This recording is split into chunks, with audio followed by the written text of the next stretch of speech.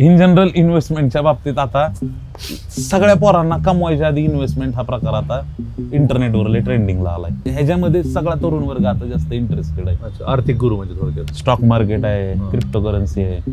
मग तुमचं काय इन्व्हेस्टमेंटचं गणित आहे?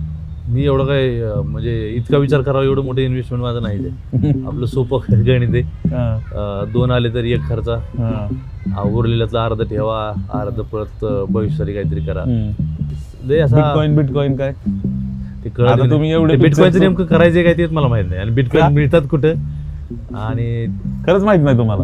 फार माहिती बिटकॉइन ऐकून आहे, त्याचं नेमकं गणित नाही माहिती मला. स्टॉक मार्केट स्टॉक तर घेतले असतील की तुम्ही? स्टॉक मी नाही काय करत, आमचा जो सी आहे ते करायचं तर तो करत असेल. पण स्टॉक मार्केट करावं खास डेडिकेटेडली इतकं मी नाही लक्ष करत. काम करत राहा हे माझ्या ध्यानात आहे. ज्याच्याकडून पैसे येतात आपल्याला कळलं नाही हे तुझं आता आपल्या रोजीरोटीचं काम आणि माझ्या आवडीचं काम एकच झाले, ते करायचं, त्यातून येईल ती.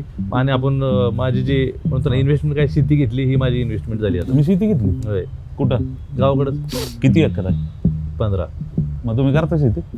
शेती करतो पण नागर धरायला जात नाही मी.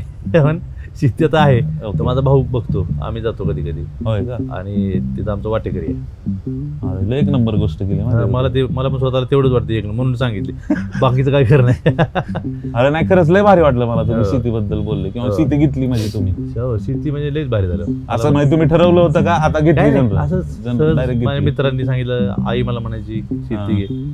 असं सायराट झाला आता शेती घेऊन टाकली असं काय? हा तसं झालं. अचानक वाटलं गावाकडे गेलो. माझे जे मित्र आहेत गावचे, संदीप नागेश, चौधरी सर, अविनाश म्हणून मित्र आहे, म्हणले शेती घे आणि एक निघली ती घेऊन टाकली.